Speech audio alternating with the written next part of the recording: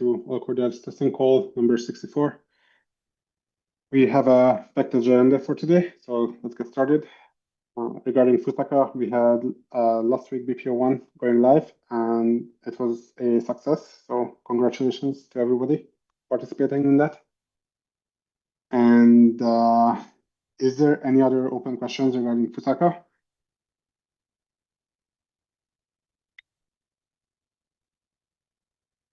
The only thing I can think of is possibly BPO2, which is scheduled to go live on the 7th of January, which is still like 3 weeks away from now. But other than that, I think Fusaka is pretty much done. We're going to have some BPO discussion later on the call, but for now, I think we can move on to Glamsterdam. Okay. Oh yeah, Prism had a postmortem of what happened on Fusaka during like right after the fork. James, could you maybe just put it in the chat, and then everybody can take a look at the blog post? Or I don't know, do you guys want to talk about it?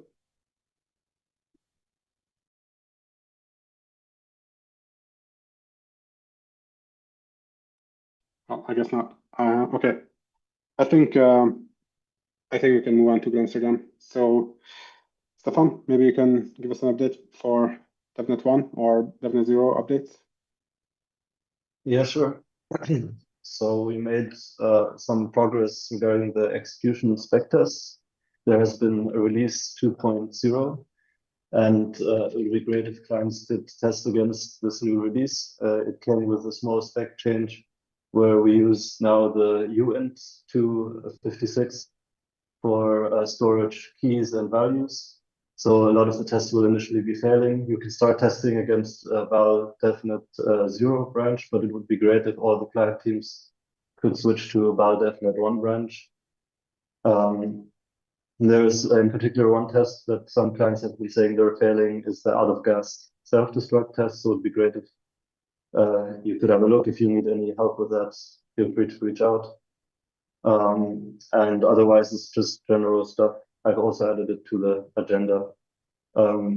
Is Felipe here? Maybe you would want to give an update also from the testing side.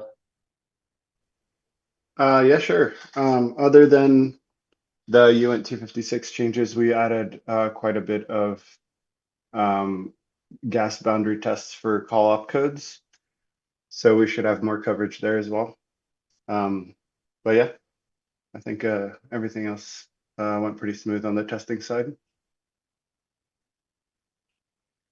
Great. Then yeah, we have a breakout call on Wednesday, I think, for BAUs, and we can discuss anything in particular there. But otherwise, I think we're making good progress. I'd also like to remind people that it would be great to run controls tests with the EVM fuzz, and just to make sure, leave it running for a while, just to make sure that the clients are working well and interrupt. But otherwise, if clients might want to give a quick update where they're at right now, that would be great, or we could do it on Wednesday as well, more detailed.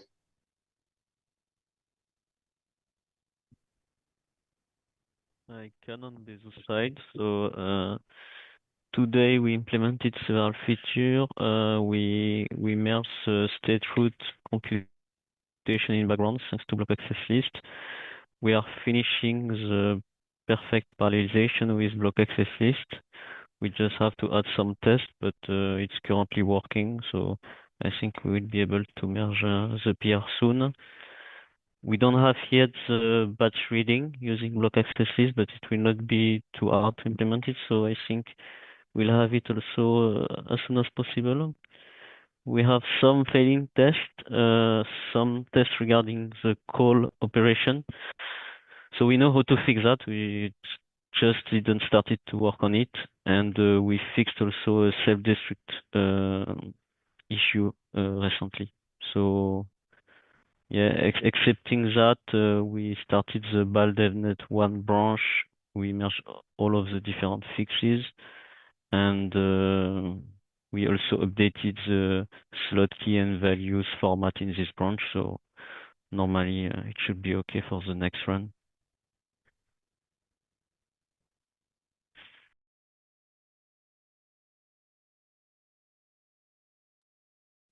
That's great. Is there any other ELs that could give us an update about their progress?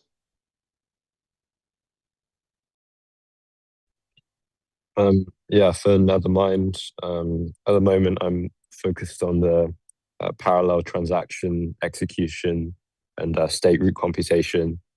So made some good progress on that. And I just need to do a few updates related to this new testing release.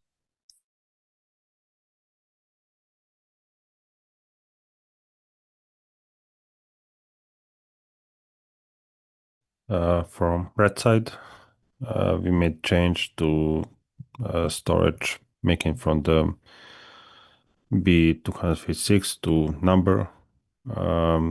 Started work on the using BAL on the state root and talking about how to do it parallel, how to do parallel execution. I have run 2.0 tests today and had one bug related to self-destruct and out to gas that I fixed.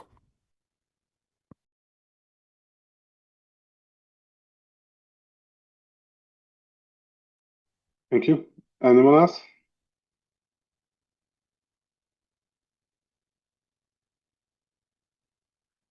Anyone maybe from Gas could speak up?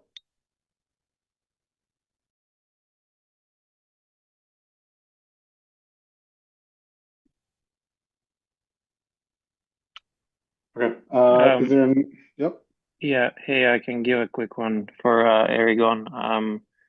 We just created the BioDevNet branch and joined the Hive tests. I think we have a bunch of failure to go through.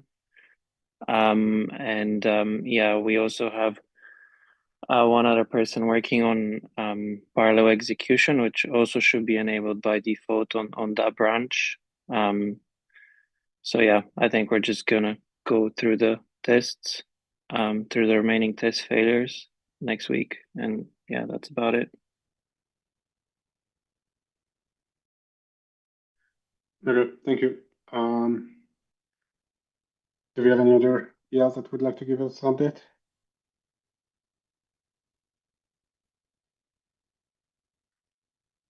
In case not, then I will just pass the word to Justin. He has a few proposals for APBS.NET0. Yep. Hello, everyone.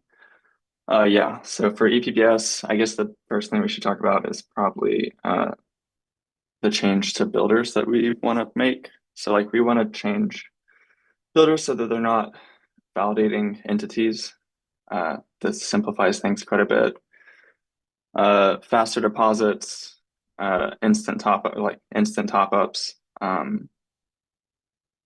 lots of other simplifications, but essentially this moves builders from the validators list in the state to a new builders list.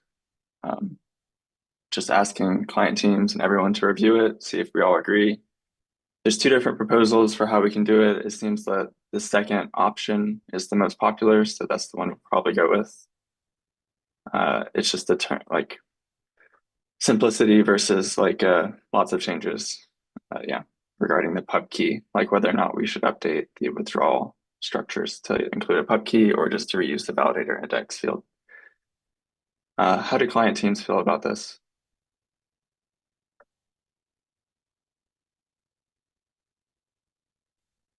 Maybe someone from Prism can comment on it.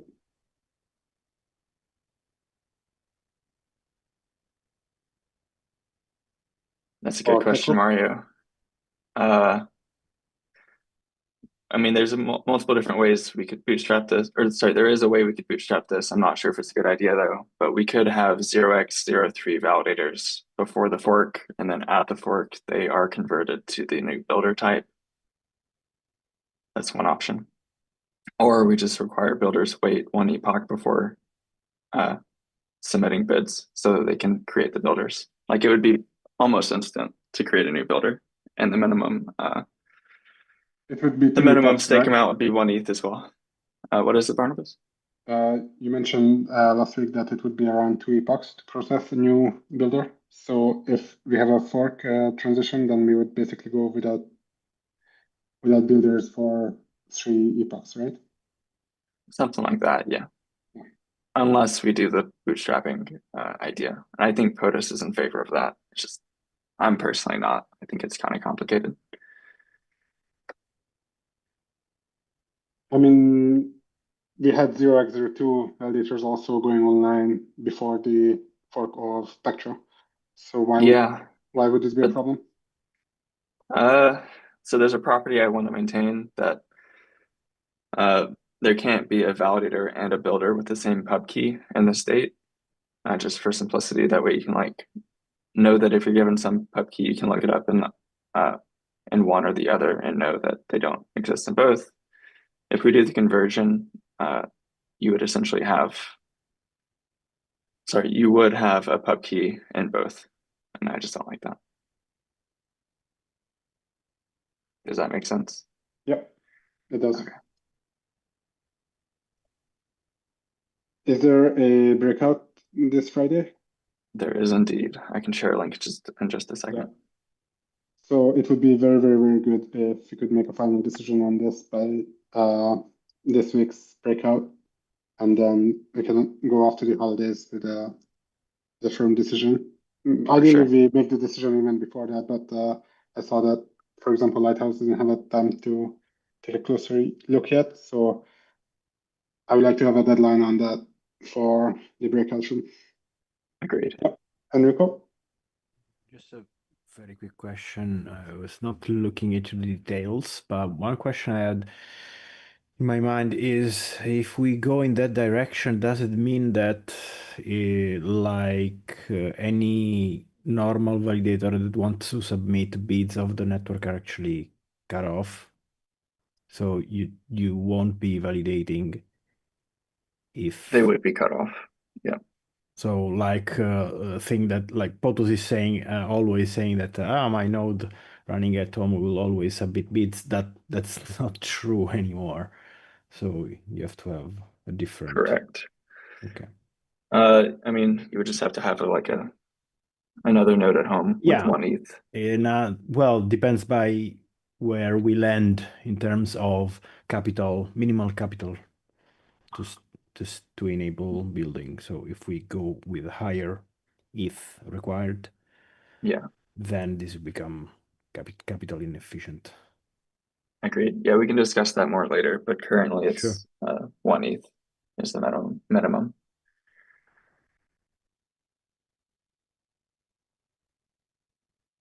But you're right, it does break that. That was nice that any validator could submit a bid. Yeah, I was personal liking it.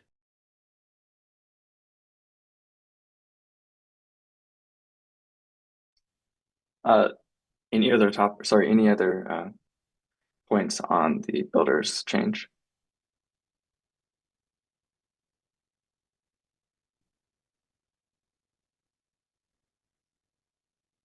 Okay, there's a different topic I'd like to discuss then too.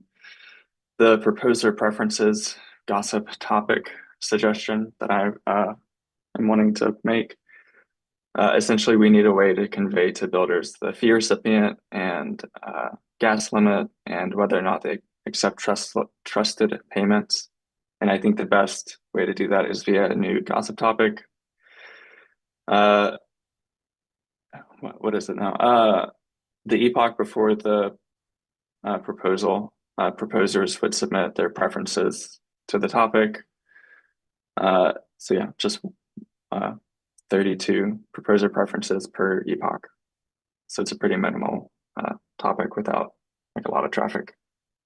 Have clients had time to review this one, or do people have ideas, thoughts? I have one thought, so I think recently you added a field to signal if the proposer will accept a trusted payment. I'm unsure if that should be on the gossip topic because I would assume like the proposer would you have a set of builders you trust, right? Because there's a risk here. Like a builder could say I could signal an execution payment with the bid, but can choose to like not do it, and there's no easy way to verify that. So I would assume the proposer would want to like be like, okay, I trust builder A, B, C, but I don't trust D. So I would assume this should be more granular. Is my take. Possibly, Yeah. yeah. Yeah. So yeah, that's where like I am just evaluating like maybe validator registrations might be the place because there you could kind of like be more granular in sending per builder preferences. Right? Validator registrations with who? Like the trusted builders, out of protocol builders, whatever they're called. Yeah, no, I mean, like you anyways have the URLs of the, so like to, let's say that you have a builder API, you anyways are going to have the URLs of the builders in one way or the other. You either have your own whitelist or you fetch it from somewhere. You kind of know, okay, this is the builder, this is this builder A, this builder B, and through that you're able to like, okay, I don't trust this builder, I don't trust that builder, or I trust this builder. So that's like in an initial thought right now, like. I'm confused how the registrations part works. Do you send your registration to each individual builder, like an epoch before the proposal, or how would that work? Yeah, that's the idea. I mean, like today, I think on an epoch boundary, we send the registrations. So I assume like this definitely has to be more thought out, and like I'm working on like writing more down here. But the initial thought is like on the epoch boundaries, when you're sending a validator registrations, you take a decision, you take a call. Okay, like I know I'm going to send to this builder. I'd probably like I want to accept like a trusted payment from them or not. Uh, but yeah, that's just the high thought. Like, Okay. Yeah, I mean, I'd have to think about it more. I don't know. yeah, we can like take it out on channel. Like, yeah. But I don't like the current way validator registrations work with relays, like where each validator sends a registration regardless of whether or not they're proposing. It's kind of messy and inefficient. So I feel that Yeah, this gossip topic solves a big problem. it does like I think it's just like the question is like, do we want like per builder preferences? The gossip topic is great for like communicating like a global preference with like the fee recipient and gas limit. That totally makes sense. But like maybe once you want like a per builder like preference, like I don't know, I'm just like putting it out like something like min bid doesn't make sense, but I don't know, I can't get anything in my head right now. But some some like per builder like preference, like if you want, I don't know if the gossip topic is the best way to communicate it because that's on a global. Uh, but yeah, Okay, we can discuss that more yeah, no, but of course, off yeah, top, sure. offline. Pawan, yes, but I just added a trusted payments accepted field because we were discussing it in the EPBS channel on the EtherND's Discord. It's just a Boolean. If people don't like that, I can remove it. Yeah. Thank you. And I guess that's it for me for EPBS. Maybe just more client updates or something. I can give like a small update. Like been working on like just like starting to spec out the builder specs. We've been thinking about like our documents. We've been thinking about how the builder API will look for staked and unstaked builders. Unstaked builders probably with the 1 ETH like change, like where we reduce the stake to 1 ETH. I'm pretty doubtful we will have unstaked builders. We could like push builders to stake with 1 ETH. That should be fine, and do like a trusted payment on this thing like uh, so uh, so yeah, outside that I've just been working on the builder specs, like trying to like and it's an initial iteration. This will definitely like go through like a lot of like changes, a lot of iterations up once things are like more clear and more what's that, more like concrete. So yeah, that's one update I have, like just like starting to work on that. 4788, you mean like the EIP 4788? No, I meant Justin's PR. The option 2. Sorry, I couldn't like. So that's the PR that Justin has been talking about just previously. Oh yeah, no. So I still have to look at that PR and like make like changes according to that if it does impact. Okay. We'll do it. Yeah, and Justin has 2 more PRs that he would like to merge in today. Please go through them and review it and approve if you're happy, or raise any questions if you're not. Okay, is there any other EPBS discussion topic?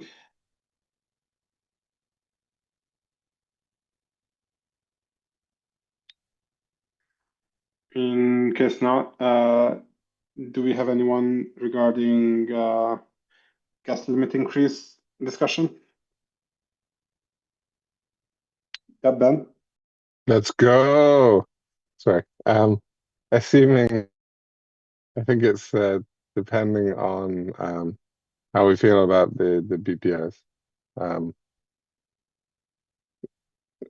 As I understand it, that's all looking good. We're not like stressing the validators out, because obviously we have BPO 2 to come. So Right, but can like we assume that's going to be fine? BPO2 would have a few requirements on the CL side. We would probably want to have the max blobs on the EL side and partial responses on the CL side, which might require a few more weeks of work. Yeah, So, I just mean in terms of, because it's lower bandwidth than the pre-Fusaka, isn't it? yeah. Yeah.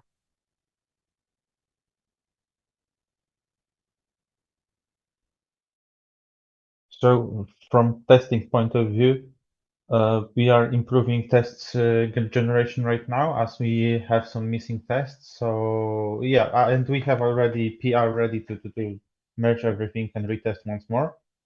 So we need to have that as a precondition. That's first thing. And other than that, we are working in Nethermind right now on some improvements around StateDB, but also would wait for BPOs first to see how it will go, and in the meantime discuss it further. But other than that, I don't see any reasons to limit ourselves. So I mean, 75 or 80, whatever we want to pick, should be doable quite soon. But need to have these tests restarted once more. Yeah, if there's a concrete definition for the gas limit and potentially a date, I would really appreciate that, because it would help us focus the analysis a lot more. So running tests, we'll have it this week. Everything restarted, refreshed to the latest spec, and then we'll know if there are any other bottlenecks which were introduced, or any new tests which are uncovering some worrisome scenarios. And yes, and after that I will make a summary and will maybe suggest something for it. Perfect, thank you. Is there anything else regarding increasing the gas limit further? I have a quick question. How do we want to handle the next increase in gas limit? Because if we have to do it before Amsterdam, this means that either we change the defaults.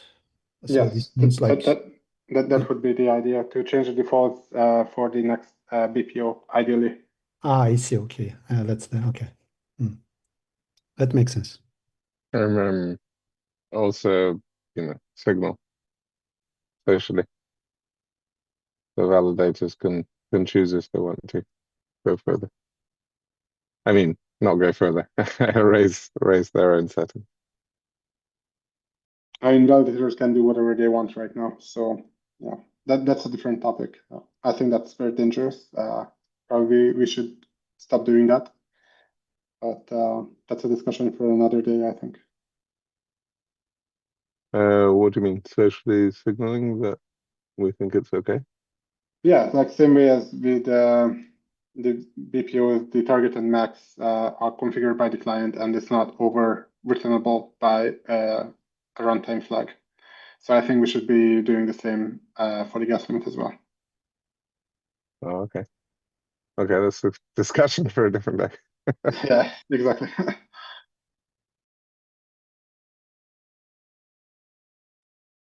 Okay, is there any other topics to discuss regarding the gas limit increase? I mean, it's kind of related, but in the meantime, we are working heavily towards the repricings and some analysis. We have already quite a lot of tests, like a sample test for each opcode, a set of 160 tests with worst cases for each specific opcode. And right now, Luis is working on adding pre-compilers on top of that.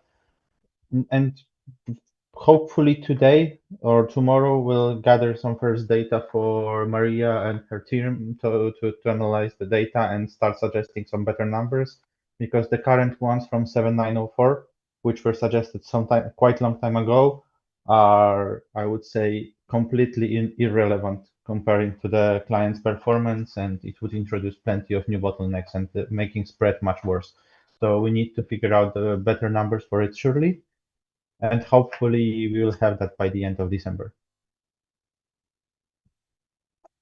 That's good. Yep. So I think there's also a breakout room where we can dive in deeper for the repricing numbers and yeah, just follow up in offline maybe if you have a good suggestion come in. Sorry, Yeah, I would sure. add, I don't think there's Yep. a breakout room at the moment. We did a one-time thing, but if you guys think is useful, we can restart it in a more like weekly basis or bi-weekly basis. If you feel that's helpful.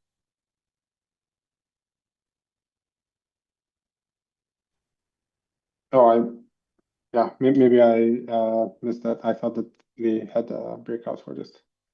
I'm not sure if you need one. Maybe we can discuss that offline. Sounds good. Sounds good. Okay. A few more follow-up topics regarding possibly scheduling BPO3. As I mentioned earlier, we would probably want to have the partial responses working before we activate BPO3. We should have a working Prism and Lighthouse branch right now with Gas and Nethermind supporting GetBlobs v3. Hopefully, we can have all ELs push out a branch at least for GetBlobs v3 and all other CLs also to support the partial responses. And then we can start doing an interrupt testing and try to figure out what the next bottleneck is going to be.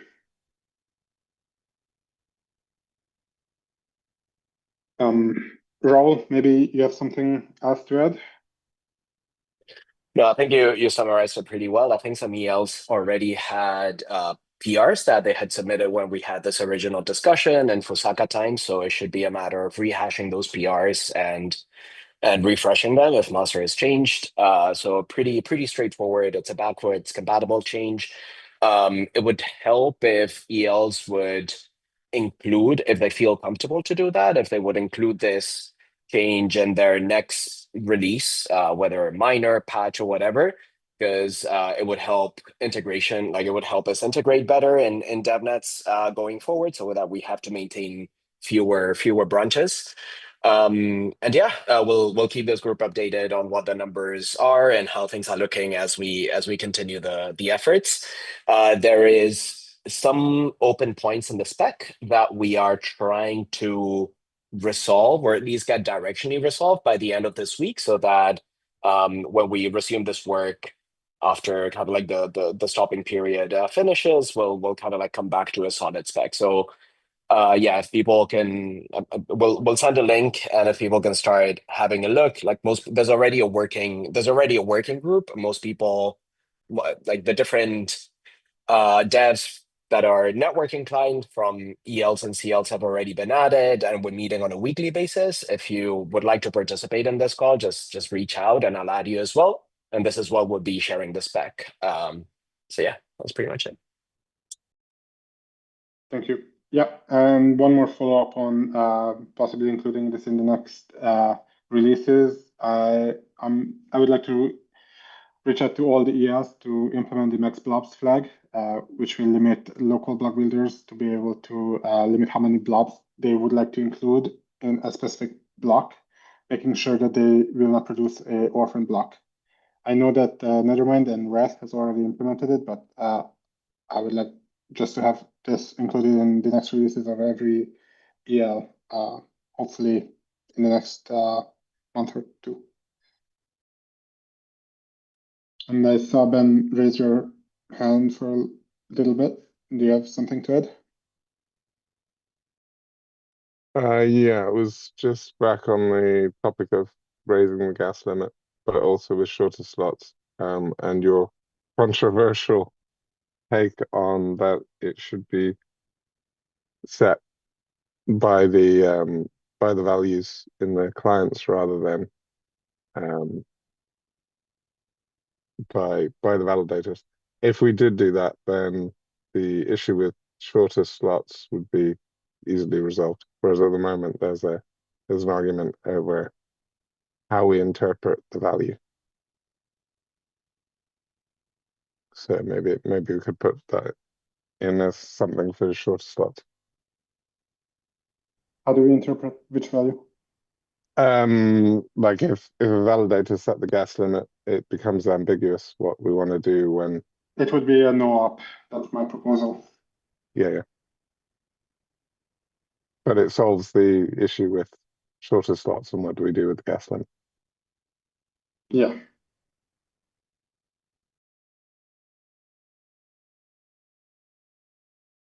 Yeah, I think this may be a topic that we could discuss early next year, if you actually want to do this or not. Yeah, I'm not sure if today is the right call for that. Okay, there's one more topic, the RPC testing from Tulio from Aragon. He has a quick presentation for us. Yes, hi everyone. May I share my screen? Sure.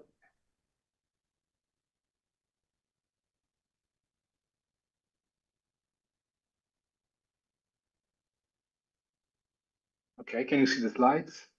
Hope so. Yes, we can. Okay, thank you. Okay, I'm Tulio from Aragon, nickname Canepat on Discord, and I'll be talking about RPC testing in the context of the rising standardization efforts of the RPC protocol. The current status of the RPC protocol is well known. We have many differences among the various client implementation at multiple levels, at namespace level, endpoint level, input-output levels, and above all in semantics, especially for non-trivial API endpoints. Of course, such fragmentation is the result of lacking standardization, but fortunately, there are some efforts already ongoing, which hopefully will produce a proper standardization process. And as Aragon, we are really keen to join such effort. I've been told that there is this RPC standard call, and I'm planning to join it in the future. And in our view, three areas are fundamental. The specs, it's important to come up with a full spec, both in human readable and machine readable formats. A proper version scheme is required, and it's particularly relevant to improve application layer developer experience. Last but not least, the largest possible no-regression test suite. And this is where I'm going to focus right now in the following slides. In our opinion, testing for compatibility at the RPC layer, when full standardization is in place, will need more than one single tool. Currently, there is IVE RPC Compat test suite. And just to be extremely clear, we love it. We really love it. It's just that, as always happens, it has strengths and weaknesses. So we have developed a complementary, let's say, RPC testing suite, which with its own strengths and weaknesses, which we call RPC integration tests. And we use both of them in our CI, as you can see from the picture. we use them for no regression testing, not only in Aragon main branch and release branches, but also as gates in each PR. But why should we use two different tools? Well, because both such tools inherently come down to some trade-offs when it comes to checking RPC compatibility. On one hand, Hive RPC compat uses a small simulated chain, contains about 200 tests, and adding new test cases may be hard in some situation. As an example, in case of a complex interaction among different contracts. On the other hand, Hive automatically handles the provisioning of all clients in its chain, and it's quite lightweight in terms of resource requirement, which is good, of course. So in my opinion, it's very good for a priori testing, let's say, which means for testing well-defined cases that you can identify upfront.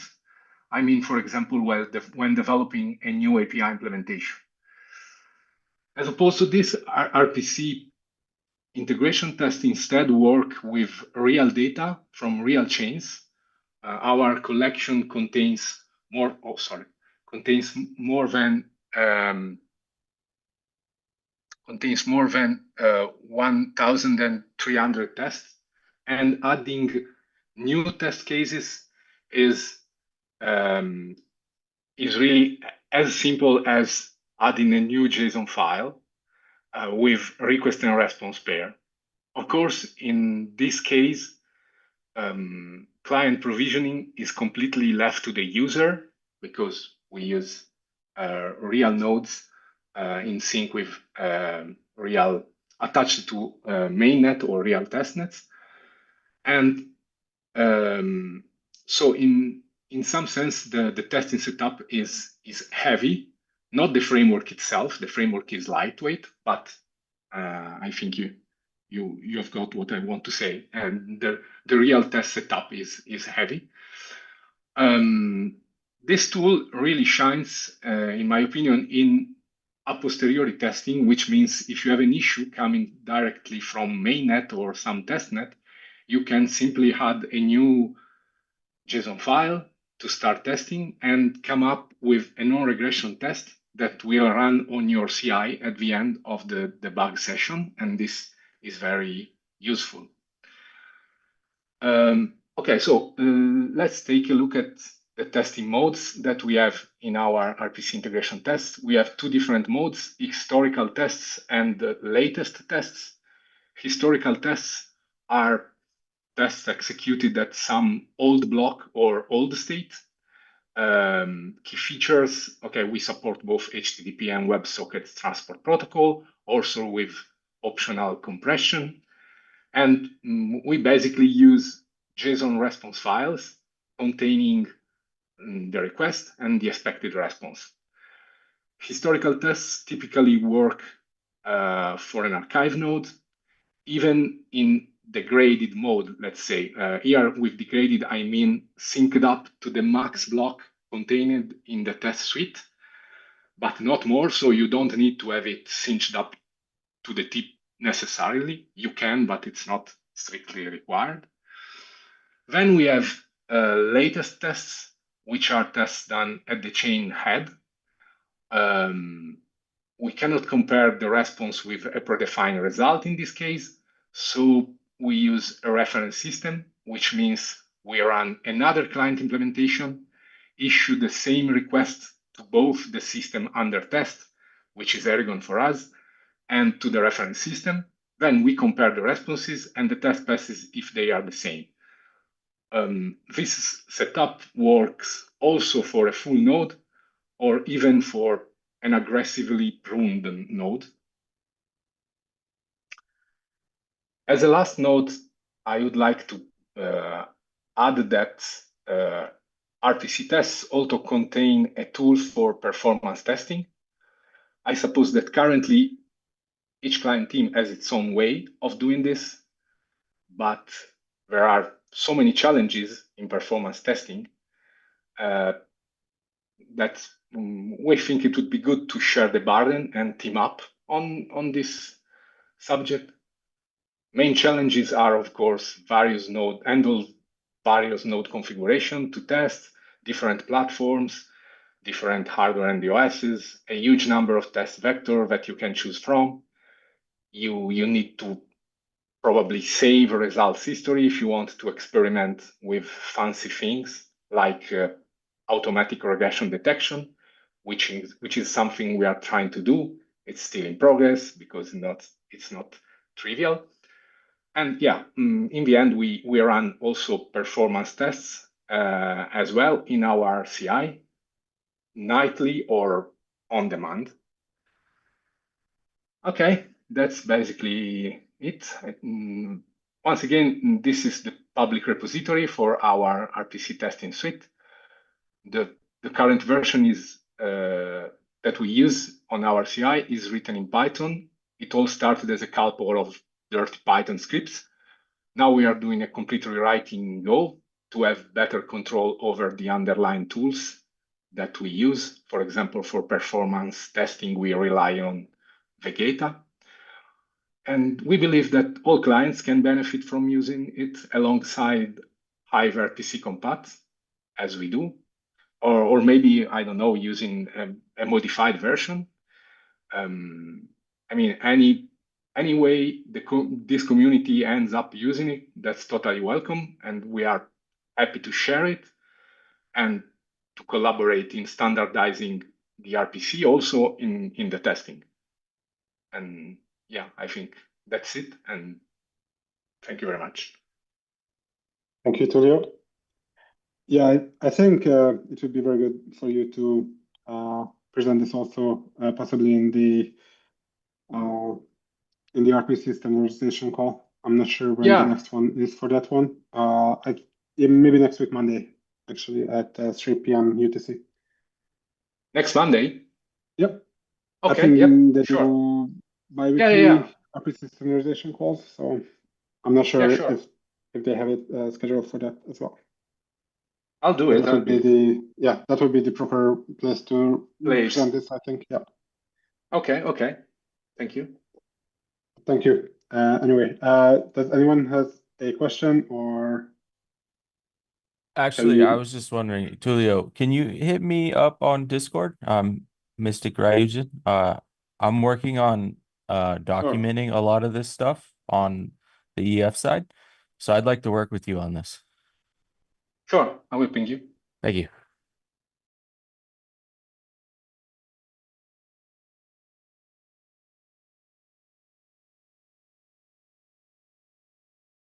Okay, so the next topic is H-star discussion topics. There was a bit of confusion last week raised by this comment in Eat Magicians, where the selected star name that we picked, Heka, is not an actual star name.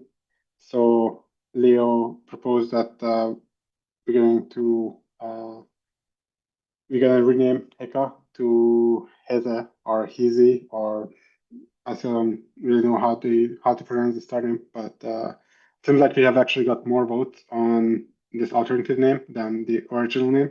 So I would just say that we move on with the new H-star name of Heze or Hizi. Does anyone know how to actually pronounce it?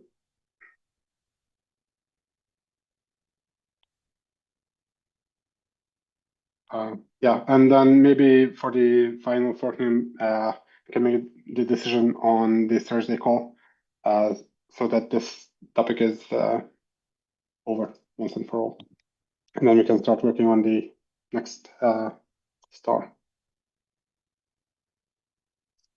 Anyone has an opinion on this?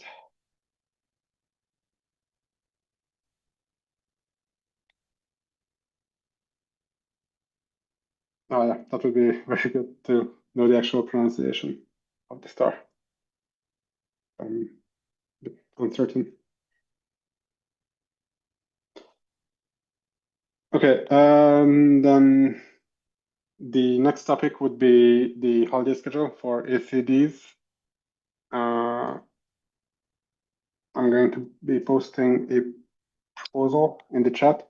So this week, Thursday, there's going to be an ACDE, and the 22nd of December, there might be a ACDT. It depends on whether we deem it necessary. 25th of December, ACDC would be cancelled. 29th of December, ACDT would be cancelled. 1st of January, the ACDE would be cancelled.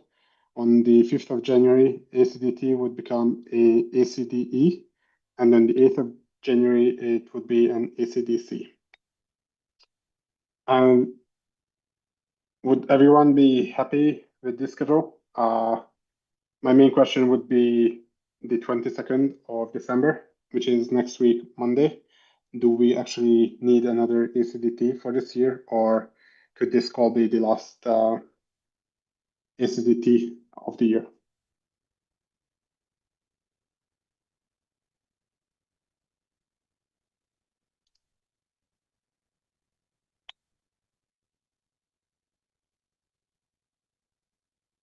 If nobody is going to raise anything, then I think we're going to be also canceling the ACDT next week, Monday. Or, yeah, James wants to. James wants an ACDT, so go for next week. Okay. So I guess we're gonna try to schedule one more call for next week, Monday, and that's gonna be. Oh, you don't want it.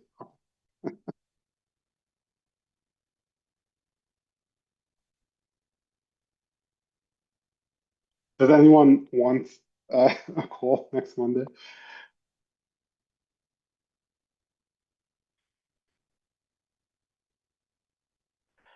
Yeah, it doesn't sound like people want the call. So I would just propose that we cancel next week call as well, and we're gonna be back on the 12th of January next year, so almost a month from now, with the next awkward devs testing.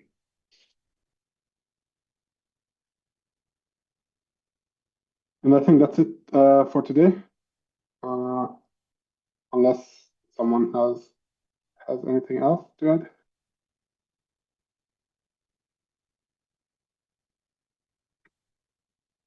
Happy holidays, and then here's the updated schedule. And see you all on the 18th of December on the last awkward devs call this year. Thank you. Bye-bye. Thanks. Bye.